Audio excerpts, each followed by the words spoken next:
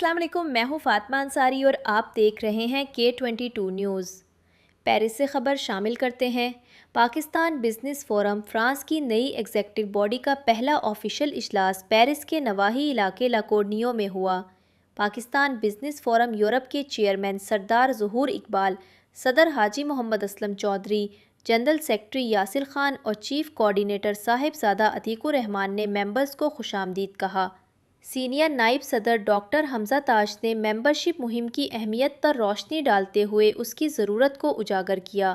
Secretary legal and international affairs Chaudhry Muhammad Salman Aslam ने नए मेंबरान को उनकी ज़िम्मेदारियों से तफसील से आगाह किया और 2 माह की रिपोर्ट पेश की।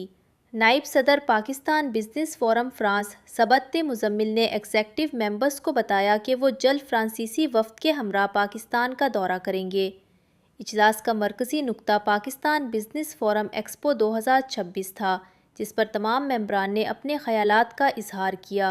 इस मौके पर एक कमेटी तश्कील देने का ऐलान किया गया, जिसकी रिपोर्ट आइंदा माह पेश की जाएगी।